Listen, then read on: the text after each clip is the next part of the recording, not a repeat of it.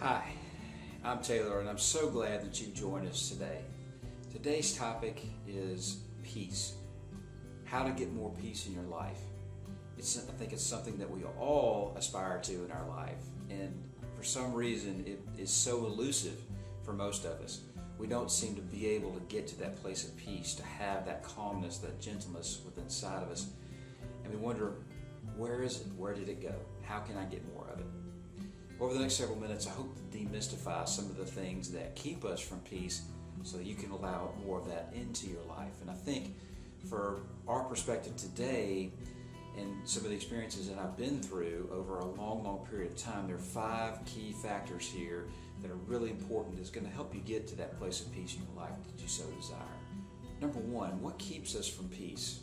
What keeps us from experiencing that peace in our life? Number 1 is we get so caught up in the everyday experiences of our life, of living out our life, of being the experiencer of everything, that we forget that we are an observer witness to our life too. We can look at our life and pull back and see the big picture of our life, go to a 10,000 foot view and see the big landscape looking down over our life and what is happening, both from a positive perspective and from a negative or challenging perspective as well, and begin just to assess, what's going well in my life and it's helping me experience more happiness and more joy and more peace.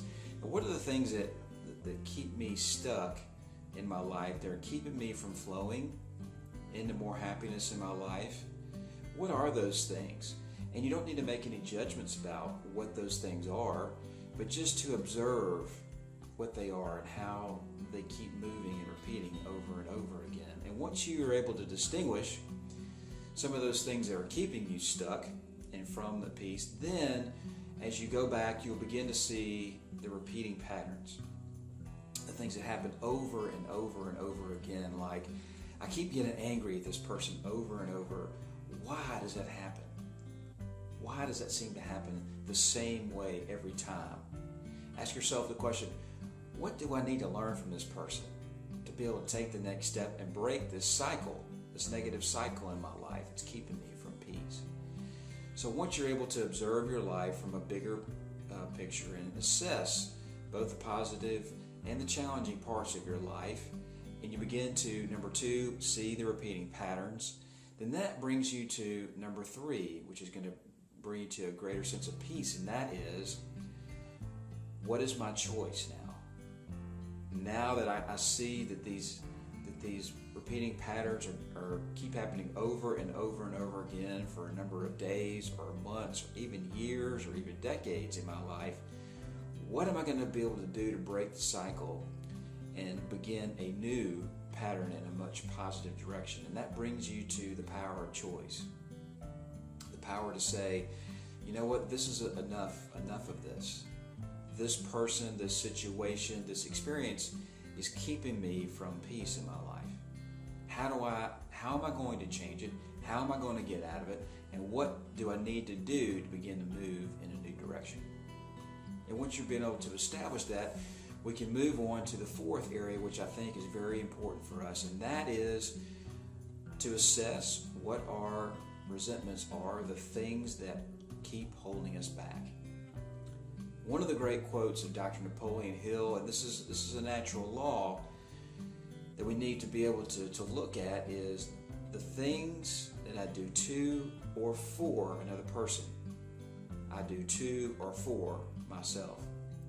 So if I hold anger and resentment against another person for a week, a month, a year, 10 years, 50 years, I'm holding that same resentment against myself. If I love someone for a day, for an hour, for a month, or a year, I also love myself for that same time. So the things that you do to or for someone else, you do to or for yourself. So one of the key factors, I think, into getting peace is being able to let go and release the negative parts of our life, the resentments that we keep holding on to, thinking one day it's going to change or they're going to make it better. No, it's up to us to be able to make that better. And once you're able to release some of the negative components of your life, then you get back into the flow. You can release them against another person, and then for the fifth area, you can release them against yourself. You can forgive yourself. And when you do that, you set yourself up to be able to expand once again in that area that has continually held you back. For many of us, it's one particular area in our life that has kept us from moving forward. And once we're able to let go of the resentments, then we're able to begin to flow again.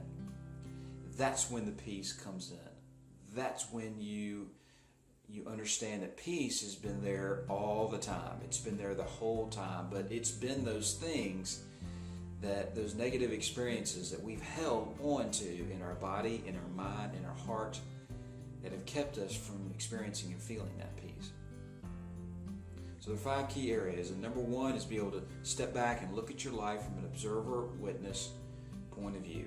Number 2 is to establish the repeating patterns that have been holding you back from that peace. Number 3 is once we've been able to observe and see the patterns, and now we've got a choice to make. Do we do the same old, or now do we continue to move forward in a new direction with a new frame of mind moving forward? The 4th area is to understand and begin to see what are the negative experiences and resentments that I'm holding on to that are holding me back from my peace. And if I can establish what my resentments are, now I need to forgive. Now I need to forgive those people. And the 5th area is to forgive myself. And once that happens for you, you observe your life, you see the repeating patterns, you make a better choice, you forgive the people that you need to forgive in your life, and you forgive yourself. That's when the peace comes in on a massive scale. And it'll be an underlying current in your life that stays there for all eternity. And yes, you'll have the ups and downs and the waves and the negative experiences. Life keeps still happening, but the peace will be there. It'll be there because you've let go of that which is holding you back. You've embraced and accepted that which you want. The positive experiences, the love, the peace, the joy, the happiness that you so richly deserve. Thank you for joining us here today. We'll have videos coming up in the coming weeks. If you want more information on the peace process, read my book, The Path to a Peaceful Heart, and join my YouTube channel as well. It'll give you great examples, more videos coming, and if you want more peace, go through the peace process. Read how I did it in my own life and how you can experience it step by step in your own. And we'll see you next time, really soon. Thanks so much for joining.